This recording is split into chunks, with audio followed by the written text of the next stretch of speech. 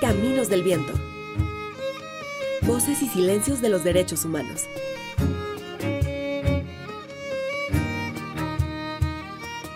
Una producción del Instituto de Derechos Humanos Ignacio Ellacuría e Ibero Radio.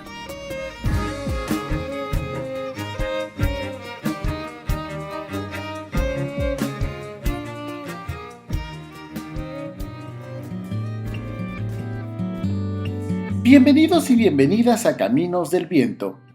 En el episodio de esta semana conversamos con la maestra Rosario Arrambide González, directora del Instituto de Derechos Humanos Ignacio Ellacuría de la Ibero Puebla, sobre los 10 años de la reforma constitucional en materia de derechos humanos, su origen, un balance en la implementación, el papel de los órganos nacionales e internacionales, así como los pendientes que persisten aún en la materia. Les invitamos a seguirnos en redes sociales. En Facebook nos encuentran como Instituto de Derechos Humanos Ignacio Ellacuría y Medios Universitarios Ibero Puebla, y en Twitter como @id_iberopue y @iberomediospue. Recuerden que también nos pueden sintonizar todos los miércoles a la 1 de la tarde por Radio Choloyan 107.1 de FM. Mi nombre es Cuauhtémoc Cruz Isidoro. Iniciamos. Bienvenidos a Caminos del Viento. En el episodio de esta semana nos acompaña la maestra Rosario Arrambide González, directora del Instituto de Derechos Humanos Ignacio Ellacuría. Ro, ¿qué tal? Bienvenida, un gusto tenerte en este espacio después de mucho tiempo. Hola, Cuau, buen día. Pues muchas gracias por invitarme y buenos días a todos y a todas las que nos estén escuchando. El propósito de invitarte es porque hace unos días tuvimos una conmemoración sobre los 10 años de la reforma constitucional en materia de derechos humanos, esta llamada gran reforma a nuestro texto constitucional que se publicó el 10 de junio de 2011. Con este propósito, para ir analizando un poco cuál es el balance, cuáles son los cambios que se dieron, cuál es el panorama actual y a qué nos enfrentamos en los próximos años, te pediría si nos pudieras compartir para iniciar un poco cuál fue o era el contexto en el cual se desarrolló esta reforma constitucional, a partir de dónde surge o por qué es que surgen estos cambios constitucionales y qué cambios se dieron. Sí, pues mira, un poco el contexto en el que se da la reforma es un contexto de agravamiento de las violaciones a derechos humanos en el país. De hecho, los organismos internacionales, tanto los comités creados en virtud de los tratados de la ONU como la misma Corte Interamericana y la Comisión, venían ya realizando desde tiempo atrás una serie de recomendaciones, y en el caso de la Corte de Sentencias a México, relacionadas con graves violaciones, como un caso me parece que es crucial para entender la reforma constitucional, es el caso Radilla Pacheco, un caso de la desaparición del año 73, si mal no recuerdo. Pero también previo a este caso ya se habían dado los casos de Inés y Valentina, ¿no? Inés Fernández Ortega y Valentina Rosendo Cantú, el caso de los ecologistas. Entonces son de repente todas estas sentencias por graves violaciones, ¿no? Relacionadas a hechos de tortura, relacionadas a hechos de desaparición de personas. Me parece que ese era un contexto en el que se enmarcaba pues la situación de los derechos humanos a nivel nacional. Y bueno, yo lo que sí considero es que el caso Radilla Pacheco fue crucial para dar el paso a la reforma. En el 2000, ya desde el 2009, la Cámara de Diputados del Congreso presentó una iniciativa de reforma constitucional en materia de derechos humanos, pero recordemos también que en el 2009 ya se venía resolviendo la fase final de la sentencia del caso Radilla Pacheco en la Corte Interamericana. La sentencia es de diciembre, es del final de 2009, pero obviamente ya habían pasado las audiencias. Entonces eso también, y todas las organizaciones que estaban detrás del caso Radilla Pacheco, pero también de impulsar la reforma constitucional, me parece que es un contexto importante que se va dando a la par y que va impulsando la reforma constitucional en materia de derechos humanos. Eso y las distintas recomendaciones y sentencias que existían hacia México. Desde hace años atrás ya se le venía diciendo a México, desde el caso Inés Fernández Ortega, Valentina Rosendo Cantú, que México, su obligación era ejercer una especie de control de convencionalidad, velando porque las normas internas no mermaran el objeto y fin de la convención. Es decir, que nuestras normas internas, incluso la Constitución, no podían ir en contra de la Convención, ¿no? Que es algo que se logra, que ahorita platicaremos, con la reforma constitucional en materia de derechos humanos. Entonces, pues es toda esta presión internacional, pero también la presión de las organizaciones de la sociedad civil, las que impulsan la reforma constitucional en nuestro país. ¿Y qué es lo que cambia en nuestra Constitución? ¿Qué es esto? ¿Dónde podemos ver estos cambios? ¿Se cambia toda la Constitución? ¿Hay un apartado específico? Pues mira, son distintos artículos. Yo creo que para iniciar el cambio rector es el que se da en el artículo primero constitucional, ¿no? Que es el que rige también como la actuación de los demás artículos de la Constitución. Pero también hay una modificación en el artículo tercero respecto al derecho a la educación, en el artículo 89 respecto a la política del Ejecutivo. También hay en el artículo 30 respecto al tema de las audiencias para expulsar a los extranjeros, ¿no? Entonces son varios los artículos que se reforman con la reforma constitucional, pero me parece que el rector es el artículo primero, que es como un eje transversal para todos los demás artículos de la Constitución y para todas las leyes secundarias en nuestro país. Ro, se ha hablado mucho de esta reforma, o se menciona como la gran reforma constitucional, ¿no? Es como un referente. ¿Cuál crees que fue o ha sido en estos 10 años, antes de entrar a detalles, su importancia de manera general? Pues yo creo que la importancia de esta reforma es el reconocimiento de todos los derechos humanos que están contemplados en el marco jurídico internacional, ¿no? Me parece que eso es algo fundamental porque lo que hace es ampliar el campo de protección de los derechos humanos, no solamente con los reconocidos en la Constitución, sino con todos aquellos reconocidos en los tratados genéricos y específicos. Y estamos haciendo alusión no solamente a la Convención Americana de Derechos Humanos, que contempla una serie de derechos generales para todas las personas, sino también todos estos tratados específicos, como la Convención de Belém do Pará en materia de prevención y erradicación de la violencia contra las mujeres, en el tema de los tratados en materia de migrantes, personas con discapacidad, adultos mayores, niñez, pueblos indígenas. Entonces podemos ver una ampliación del ámbito de protección de los derechos humanos de las personas. Me parece que eso es algo fundamental. A mí algo que me parece muy interesante es que esto en realidad ya era así desde antes de la reforma. No es que la reforma lo que viene a hacer es reconocer todos los tratados internacionales, a darles jerarquía constitucional. Pero creo que lo que no podemos olvidar es que desde que México ratifica un tratado internacional de derechos humanos, está obligándose en ese momento a dar cumplimiento al tratado, ¿no? Con base en una norma internacional que es la Pacta Sunt Servanda, y las obligaciones del Estado que se incorporan en nuestra Constitución también ya existían desde antes, ¿no? Los primeros tratados México los ratifica desde el 81, los pactos internacionales, el Pacto Internacional de Derechos Civiles y Políticos, y la Convención Americana sobre Derechos Humanos son ratificados desde el 81. Esto quiere decir que desde el 81 México se encontraba obligado a respetar esos derechos humanos contemplados en esos tratados, pero también a dar cumplimiento a sus obligaciones internacionales en materia de derechos humanos, que son las mismas obligaciones que están ahora en la Constitución. Entonces yo creo que lo importante de la Constitución es darle jerarquía constitucional a estos tratados que anteriormente se encontraban por debajo de la Constitución, y ahora se encuentran a la par de la Constitución, y esto se le reconoce como un bloque constitucional y convencional, ¿no? Yo creo que eso es lo importante, plasmarlos en nuestro texto más importante, nuestro texto jurídico más importante, que es la Constitución, ¿no? Entonces me parece que esa es la importancia, la transversalización, la jerarquía constitucional de los derechos, de las obligaciones, de los principios, ¿no? Entonces, eso me parece que es uno de los elementos como más importantes.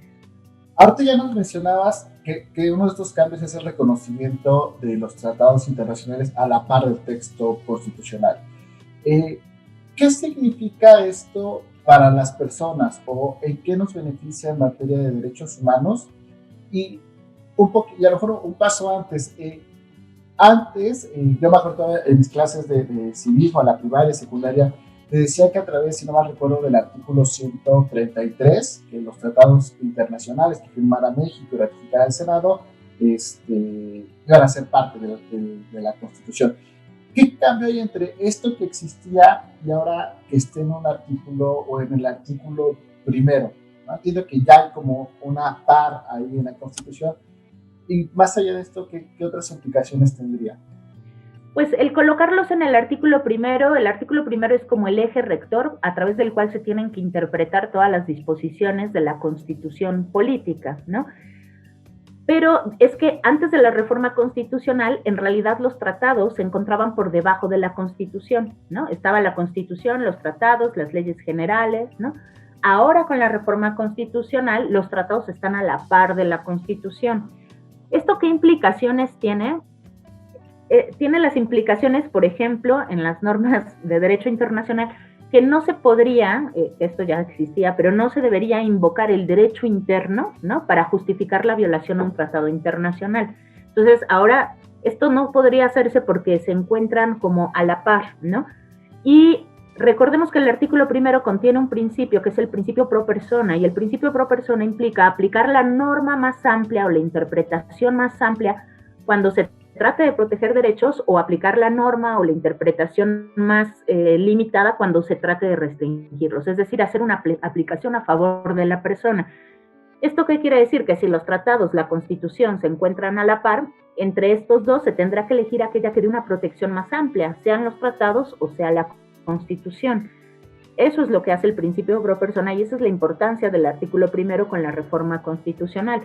Que ahorita vamos a ver que en los desafíos esto se ha venido para atrás con las interpretaciones o la jurisprudencia de la Suprema Corte de Justicia de la Nación, ¿no? O sea, la reforma ha tenido retrocesos que abordaremos ahora más adelante, pero a eso hacemos alusión, ¿no? Que se tiene que hacer una ponderación entre las normas para que dé la protección más amplia, y ahora ya no solo las de la Constitución, sino la de los tratados y a la luz de los principios de derechos humanos. Ya nos explicaste como muy bien también este tema del principio pro persona que de repente hace un poco de ruido.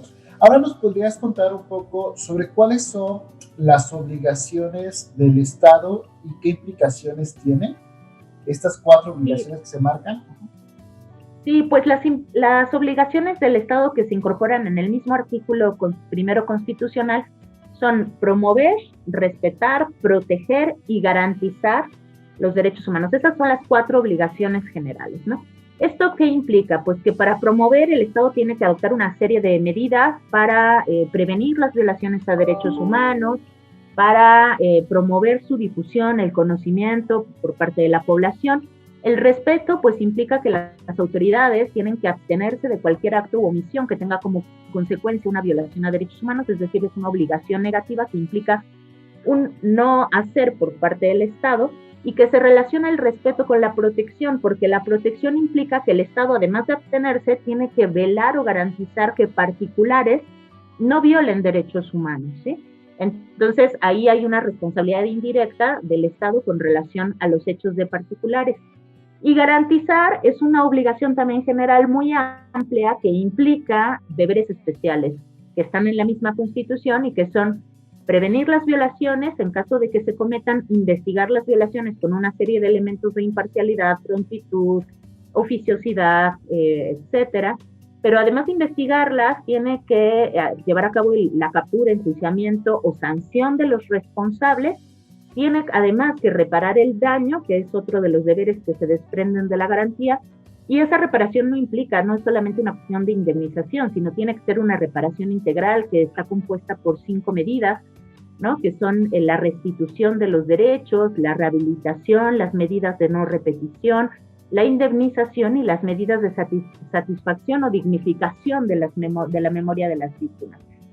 Entonces, estas son las obligaciones y los deberes que se incorporan en la Constitución con la reforma constitucional, pero donde yo quiero precisar nuevamente, no quiere decir que estas obligaciones existan desde 2011, fecha en la que o el 10 de junio de 2011 en que se adopta esta reforma constitucional.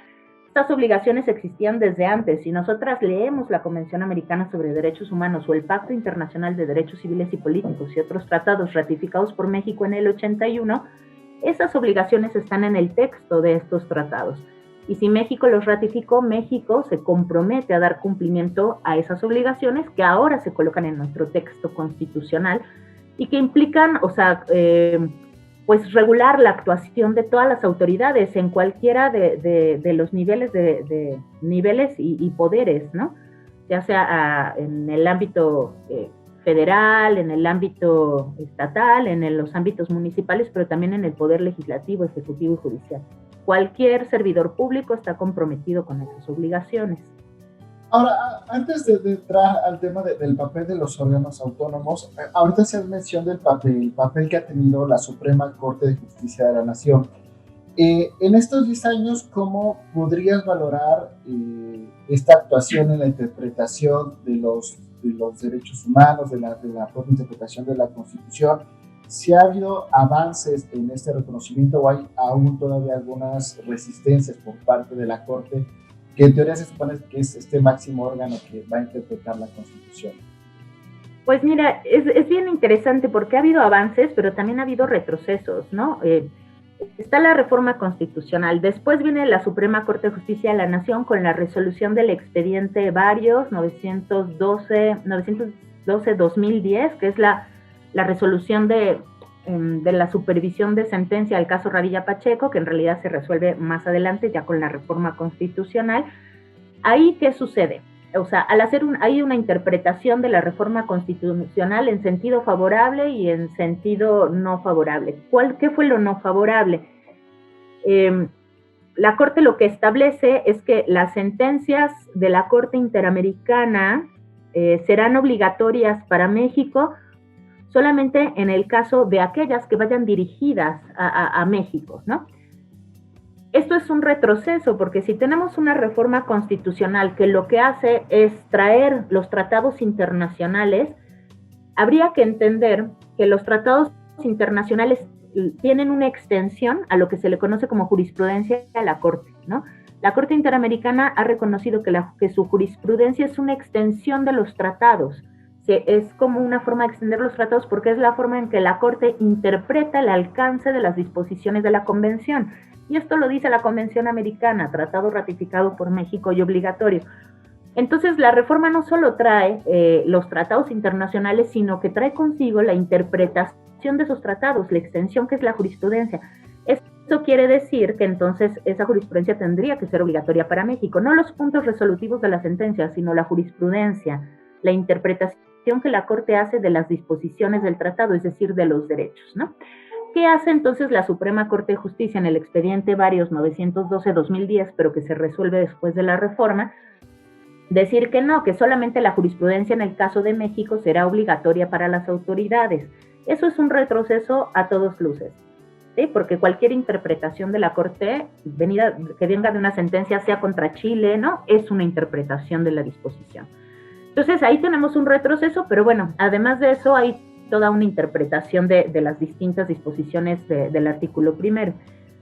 Después tenemos la resolución de contradicción de tesis 293-2011 que se resuelve en el año 2013. ¿Y ahí qué hace la Suprema Corte de Justicia de la Nación? Da un avance a esta interpretación diciendo no, toda la jurisprudencia de la Corte, aún aquella que no es en casos en contra de México, es obligatoria para las autoridades porque es una interpretación de los tratados y la Corte Interamericana es la única facultada para interpretar las disposiciones. Entonces viene a echar atrás lo que ya había dicho en el caso Varios, ¿no? Eso es importante porque entonces hay una ampliación del marco de protección de los derechos humanos que es a través de cualquier jurisprudencia. Pero luego en esa misma resolución de contradicción de tesis hay un retroceso, porque lo que establece es que cuando existan restricciones, ¿no? Restricciones que estén en nuestro marco constitucional, en nuestra Constitución, van a prevalecer esas restricciones por sobre los tratados. Eso es un retroceso tremendo porque la misma Suprema Corte está yendo en contra del artículo primero, que establece un marco en condiciones de igualdad de los tratados y de la Constitución a partir del principio pro persona, que es aplicar la norma más amplia. Y entonces va en contra de eso porque ahora resulta que cuando haya restricciones siempre van a prevalecer las de la Constitución, ¿no? Cuando tendría que prevalecer aquella que dé una protección o que limite en menor medida los derechos. ¿Y esto por qué lo hace? Porque en ese mismo año 2013 es cuando se incorporan a nivel constitucional este tema de el arraigo, ahora conocido como la prisión preventiva oficiosa, ¿no? Entonces es una forma también de resguardar como estas limitaciones a derechos. Y así es como se ha venido dando la interpretación de la Suprema Corte. Ahora, otro organismo nacional que en teoría vela por los derechos humanos es la Comisión Nacional de los Derechos Humanos. ¿Qué papel ha tenido este órgano autónomo en estos 10 años? ¿No? Ya su existencia viene desde hace 3 décadas, se les dan nuevas facultades, pero en estos 10 años, ¿cómo verías el papel de la comisión? Pues mira, a mí en lo personal me parece preocupante. Ese es un punto importante porque otro de los elementos de la reforma, ya lo decías tú, es esta facultad que se le da a la Comisión Nacional para investigar graves violaciones a derechos humanos que antes tenía la Suprema Corte de Justicia de la Nación. Y entonces, frente a este cambio que es tan importante, la Comisión Nacional tendría que jugar un papel sumamente activo en la investigación de graves violaciones a derechos humanos. Y sin embargo, ha sido muy criticado, ¿no? Lo vimos en el tema de la investigación del caso Ayotzinapa, ¿no? Fue muy criticado por las organizaciones de la sociedad civil porque la Comisión Nacional de Derechos Humanos no jugó un papel crítico, o sea, si bien sí estuvo investigando, pero cuando se descubre la falsedad de la información que se daba o se da el tema de la verdad histórica, pues la Comisión Nacional de Derechos Humanos no jugó el papel que tendría que haber jugado crítico y de apostar y de apostar también a la permanencia del grupo interdisciplinario de expertos independientes. Me parece que por lo menos en los últimos 3 años ha habido un mayor impacto del trabajo de la Comisión Nacional de Derechos Humanos, ¿no? Desde los distintos programas, centros, institutos de derechos humanos del sistema universitario jesuita hicimos público el año pasado, a finales del año pasado, un informe sobre los 3 últimos años de la Comisión Nacional de Derechos Humanos. Y lo que logramos observar es una reducción de todas sus funciones, ¿no? Una reducción pero importante en materia de informes especiales, una reducción importante en materia de recomendaciones generales, una reducción importante en la materia, en el tema de los informes del Mecanismo Nacional de Prevención de la Tortura, que está en sede de la Comisión Nacional. Entonces, esto es preocupante frente a un contexto de agravamiento de violaciones a derechos humanos, ¿no? En donde cada vez hablamos de un agravamiento de la desaparición forzada y desaparición cometida por particulares en el país, un agravamiento de la violencia feminicida, un agravamiento de la tortura, y por ende el papel de la Comisión Nacional tendría que ser un papel que responda a ese contexto de agravamiento de las violaciones. Y en el informe ustedes pueden observar, que está en la página del Instituto de Derechos Humanos, que todo lo contrario, o sea, su papel ha sido menos activo en el marco de la protección de los derechos humanos. Bueno, ya nos platicabas de la importancia de las sentencias y las recomendaciones de los organismos internacionales, particularmente de la Corte Interamericana, para impulsar esta reforma hace 10 años. En el contexto actual, ¿qué función tendrían estos organismos internacionales, no solamente la Corte Interamericana, sino la propia Comisión Interamericana, frente a o en respaldo a los derechos humanos? Pues me parece que la función de los organismos internacionales de protección a los derechos humanos es la que han venido siendo desde su creación, desde 1945, que es promover y proteger los derechos humanos en los distintos países que forman parte del sistema, y que esto se ha venido haciendo por los órganos. ¿A través de qué mecanismos? Pues a través de las visitas in situ que hace, por ejemplo, la Comisión Interamericana, a través de sus relatores, ¿no? En donde se ha visitado a México en distintas ocasiones para conocer cuál es la situación actual de los derechos humanos, obtener información tanto del Estado como obtener información de las organizaciones a través de informes sombras, y entonces realizar una serie de recomendaciones al país en el marco de que no se están adoptando las medidas necesarias para dar cumplimiento a los tratados internacionales, ¿no? Que es lo que hace, y además esto lo hace la Comisión a través de sus relatores y supervisa el cumplimiento de estas recomendaciones. Y por otro lado, el papel de los comités de derechos humanos de la ONU o de la Corte Interamericana de Derechos Humanos, que es conocer de aquellos casos de violaciones a derechos humanos que no son resueltos en el ámbito interno, ¿no? Como los casos que platicaba que han llegado a la Corte, que también llegan al Comité de Derechos Humanos. Y entonces es garantizar el acceso a la justicia, el derecho a la verdad y a la reparación integral del daño, que no se garantiza en sede nacional, ¿no? Recordemos que estos órganos solamente pueden conocer cuando ya hay un agotamiento, cuando el caso ya se conoció en el ámbito interno, ya se agotaron los recursos o existan ciertas causales. Y ese es el papel que tienen estos órganos internacionales y en este caso, por ejemplo, la Corte y los comités, que me parece que ha sido muy importante. O sea, si bien demoran bastante en emitir, por ejemplo, una sentencia o una recomendación, pero también ha sido como la única vía en que las víctimas han podido acceder a la justicia, a la verdad y a la reparación del daño en muchos de los casos, cuando esto les ha sido negado en sede interna. Entonces, pues ese es el papel: vigilar, promover, proteger y garantizar de alguna forma el acceso a la justicia a través de estos procedimientos. Para ir cerrando ya este análisis, Ro, preguntarte, a 10 años de la reforma ya nos has comentado algunos avances que has observado, ¿verías algunos otros y sobre todo qué pendientes tendríamos? Ahora sí que pensando hacia los próximos 10 años. Sí.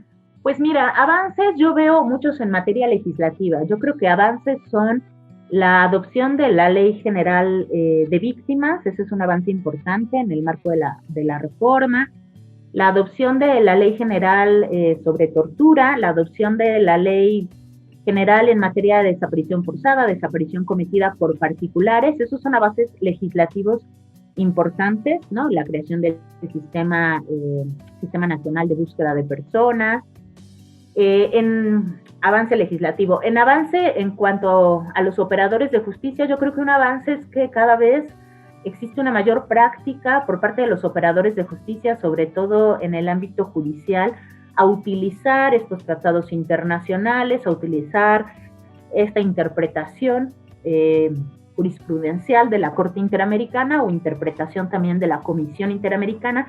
Y eso es importante no solo por el hecho de que lo usen, sino que eso permite dar una protección más amplia a los derechos de las personas, ¿no? A través del reconocimiento. Creo que eso es un avance importante.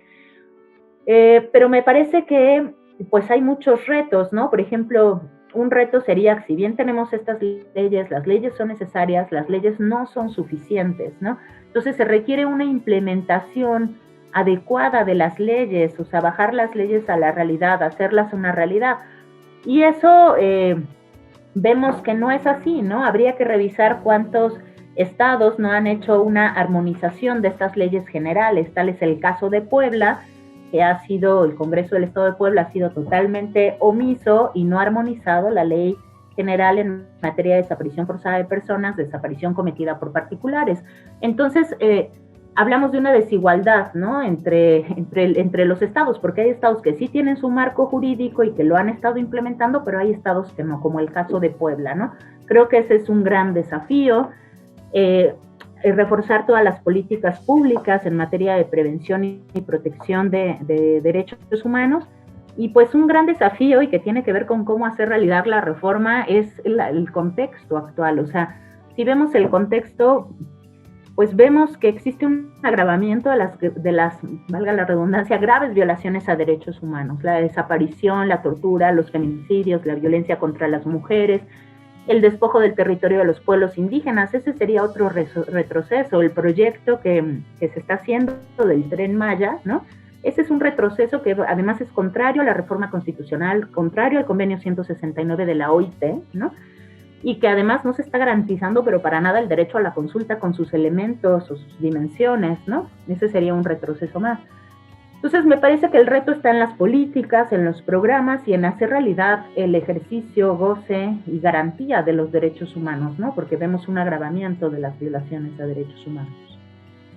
Ya para cerrar finalmente, preguntarte frente a este contexto, frente a estos retos que nos planteas, ¿cuál sería el papel de las universidades? Pues el papel de las universidades yo creo que es apostar hacia la promoción y la difusión de los derechos humanos, de lo que implica la reforma, apostar también hacia la formación del alumnado, ¿no? Pues a partir también de estos elementos que son derechos humanos como un eje transversal de todo el quehacer universitario en todas las carreras, pero el tema del derecho internacional de los derechos humanos, principalmente en las carreras de derecho o las materias de derechos humanos. Pero también creo que otro papel importante de las universidades es ser un actor crítico frente a la realidad, ¿no? O sea, no ser omiso y siempre estar alzando la voz, ¿no? Sobre, pues, estos temas de la realidad, que son las violaciones a derechos humanos, ser también un puente, como lo ha manifestado nuestro rector, entre las víctimas y el gobierno, un puente para, pues, acercar el diálogo, pero también acercar el acceso pues a programas, ¿no? Vinculados también a temas de derechos humanos, ser crítico, siempre estar denunciando lo que está pasando en materia de derechos humanos y acompañar a las víctimas, a los colectivos, a las organizaciones de la sociedad civil, pues en estas luchas que también son nuestras luchas desde las universidades, que es pues la lucha por el respeto, la protección y la garantía de los derechos humanos de todas las personas sin distinción alguna, ¿no? Muchísimas gracias por este espacio. Con esto cerramos este análisis breve de los 10 años de la reforma constitucional en materia de derechos humanos. No, pues muchas gracias, Juan. Muchas gracias a ti. Continuando con los 10 años de la reforma constitucional en materia de derechos humanos y particularmente este último punto que platicábamos con la maestra Ramírez sobre el papel de las universidades que conforman el sistema universitario jesuita hicieron un llamado a las autoridades a incorporar en sus prácticas las reformas constitucionales en derechos humanos de 2011 y reiteraron su compromiso en el papel que les toca.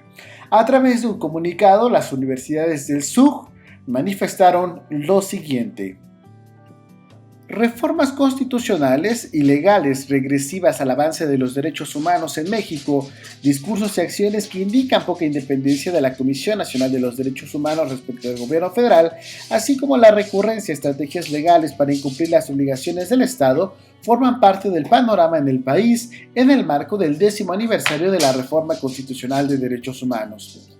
Esta reforma constitucional es histórica.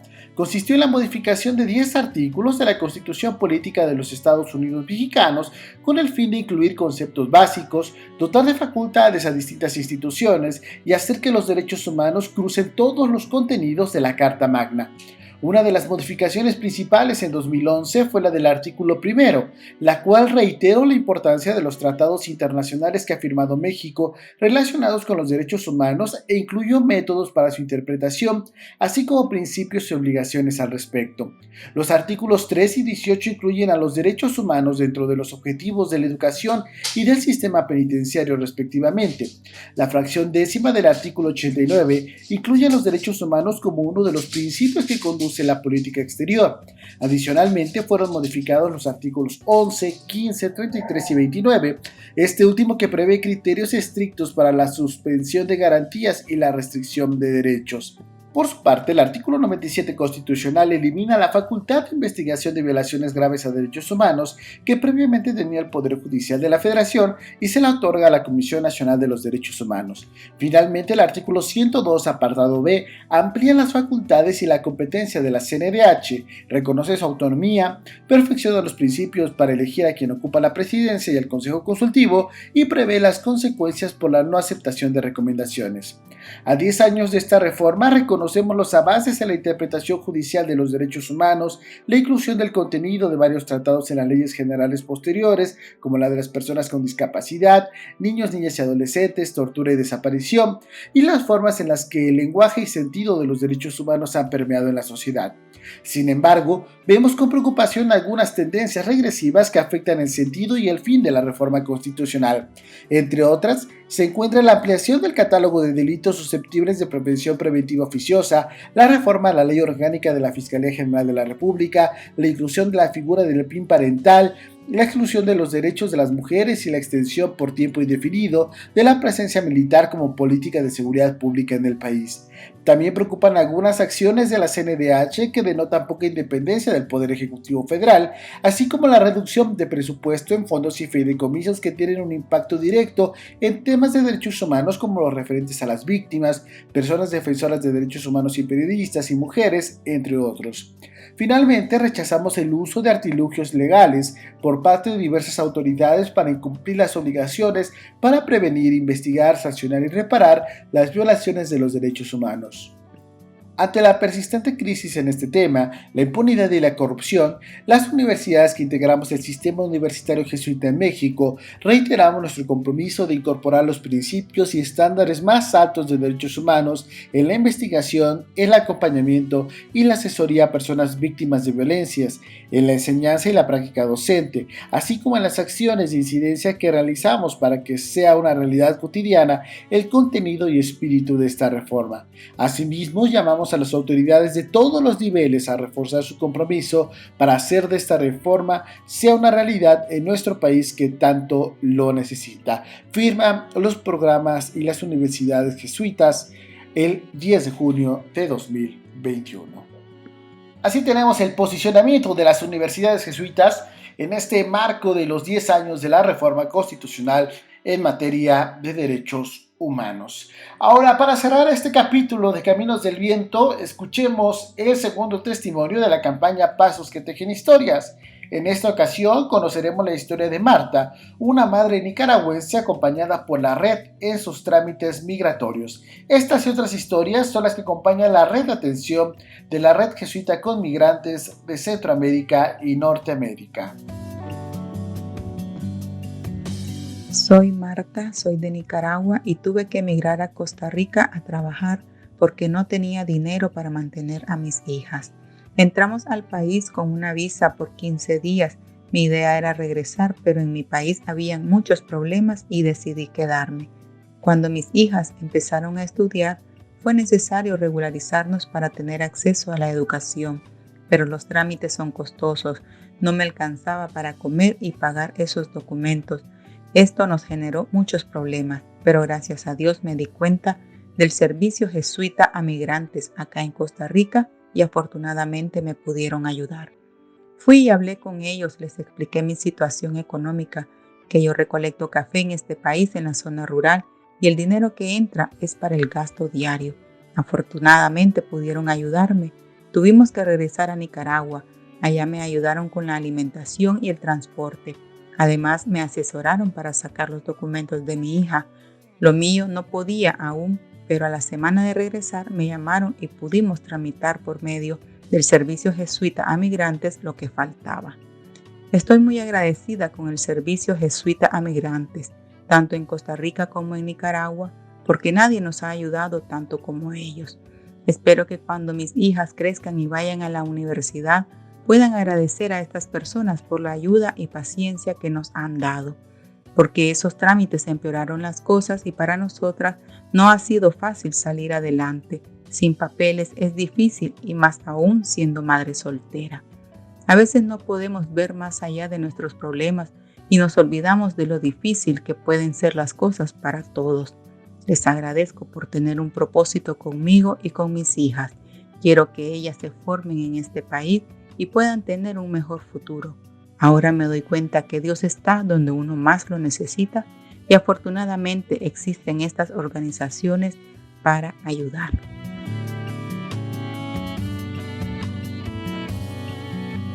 Así llegamos al final de un capítulo más de Caminos del Viento. Les recordamos que pueden seguirnos en redes sociales. Nos encuentran como Instituto de Derechos Humanos Ignacio Ellacuría en Facebook y en Twitter como @ibi_iberopue. También recuerden que nos pueden sintonizar todos los miércoles en punto de la 1 de la tarde por Radio Choloyan 107.1 de FM.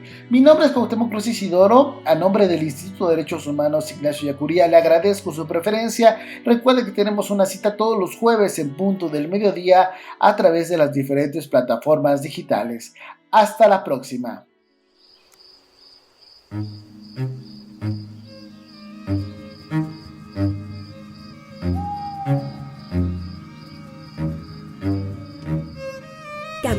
Viento.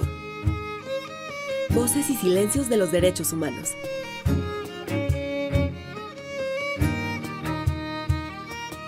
Una producción del Instituto de Derechos Humanos Ignacio Ellacuría e Ibero Radio. Escucha nuestro siguiente podcast de Caminos del Viento.